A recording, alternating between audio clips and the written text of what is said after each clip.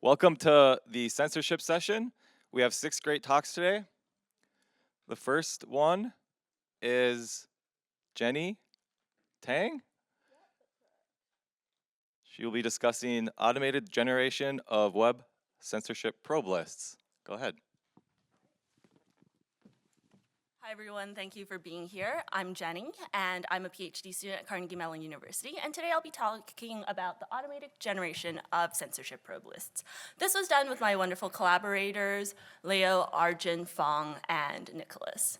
So, in the time it took me to read my title slide, about 3 new websites have been created and gone live on the internet. They join the over 200 million active websites that are currently online. And of those hundreds of millions of websites, some of them are censored for a variety of reasons in different locations. Some of them because they contain politically sensitive content, some of them because they host content that certain localities block, such as adult content, gambling, or alcohol. And for censorship measurement, we would really like to know what pages are blocked, but there's no real ground truth across all of the internet. And of course, it's kind of infeasible to measure all hundreds of millions of pages at all times in all locations. So what we tend to do is we use something called domain probe lists, or test lists. And so these are lists of URLs in location. These are lists of URLs that are known to be censored or likely to be blocked, and what we do is we try to access them, or organizations and volunteers access them from different locations, seeing whether or not they're accessible or blocked. And this is great, because we kind of have a standardized list that people can all use, and that allows us to compare between different locations across time. However, a lot of these tests rely on manual effort, often volunteer effort, to update and curate. So because of that, they might be a little bit biased towards the knowledge and topics of interest of these volunteers. And in addition, some of them can be a little outdated. For example, some of them are one-shots, so leaked websites, leaked lists from agencies or censors, which by definition can't be updated. And also, because of the manual effort required, some of them are decades or more old. So our question is, well, can we automate the process of updating these test lists? And to answer this in the affirmative, we have this project. And so I'll be going over the 2 sections. The first, which is the generation, the automatic generation of these probe lists, and the second, the evaluation of how well these probe lists do.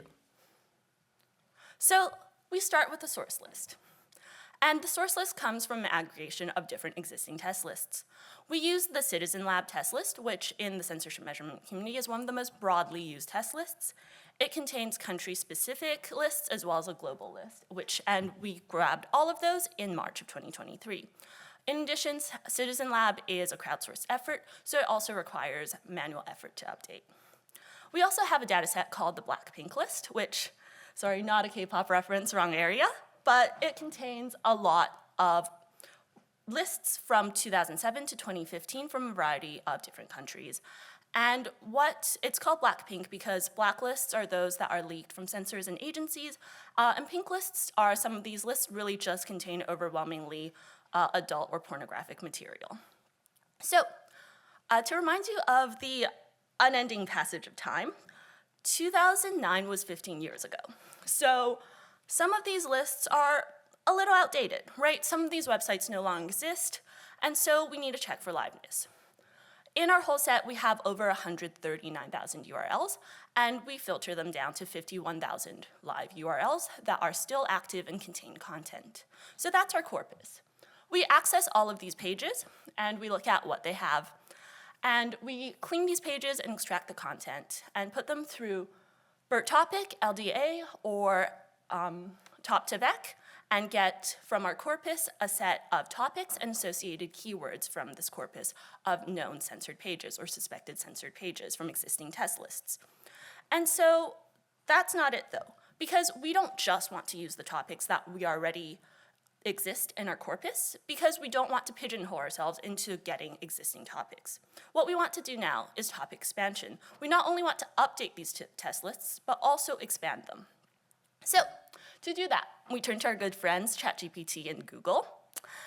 So, topic expansion is for ChatGPT. We tell it that it's browsing GPT, and we give it a list of keywords associated with the topic, asking it to give us 30 new keywords, and we use that to expand the set of keywords in the topic.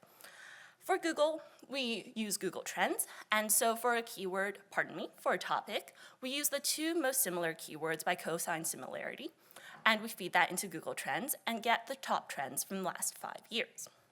So given that, we have an expanded set of keywords associated to topics, allowing us to expand our test lists, our probe list, to potentially new censored domains.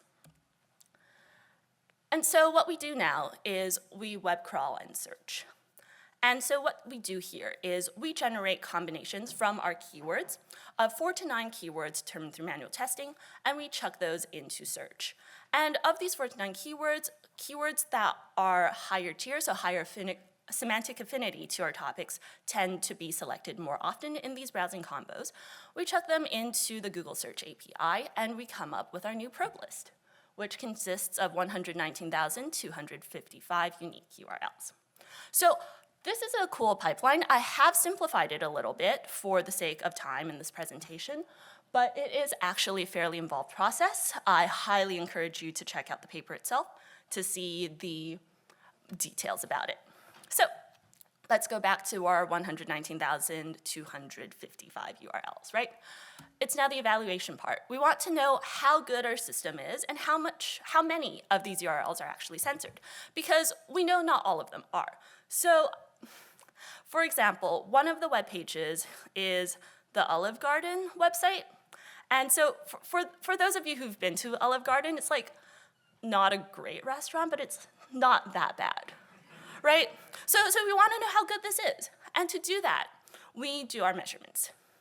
And so what we do is we try to access these pages from 13 global vantage points across the globe and see whether or not they are accessible or potentially censored.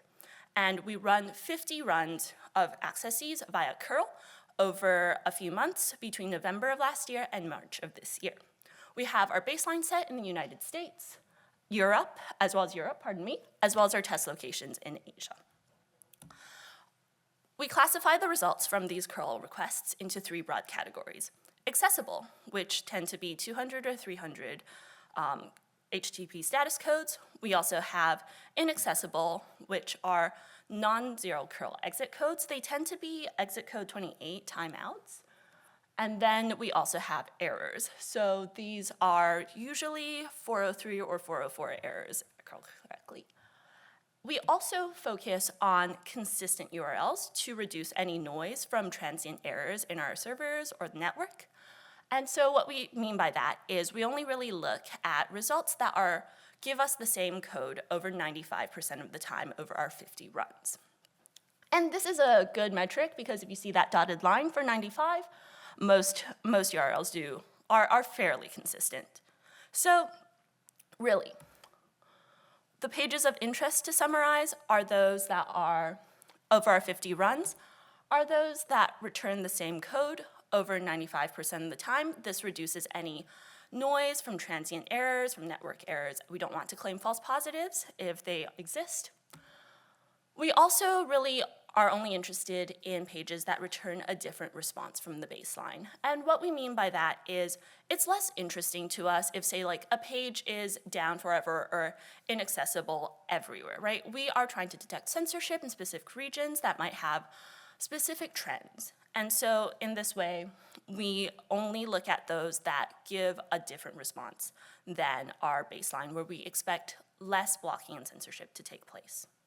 And finally, we are only interested, we analyze new domains in this because while we have domains that exist already in our source list, what we're most interested in is seeing whether or not our pipeline is able to generate new domains, things that were not previously known to be censored, but because of our automatic system, we can detect topics and pages that had not known to be previously censored.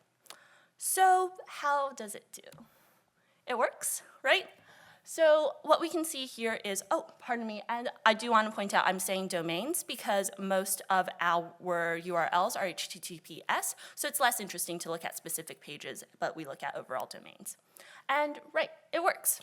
We see that there are over 1,600 domains that are consistently inaccessible in Beijing and Shanghai, as well as a few hundred domains in other locations.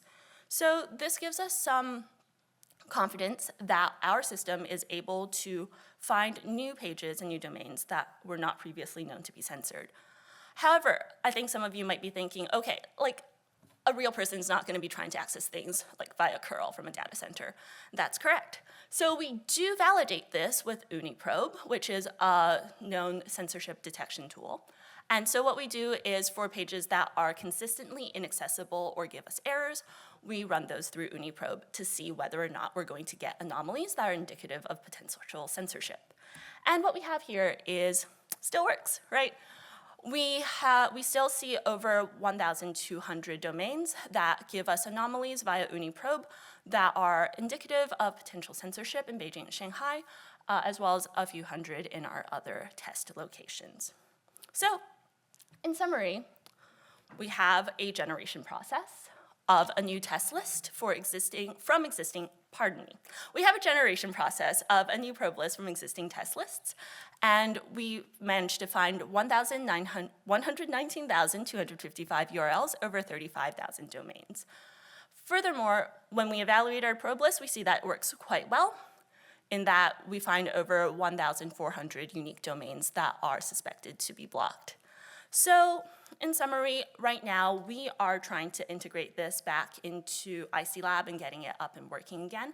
And we hope that this becomes a viable method for updating and expanding test lists for the censorship community. Thank you. I now welcome questions.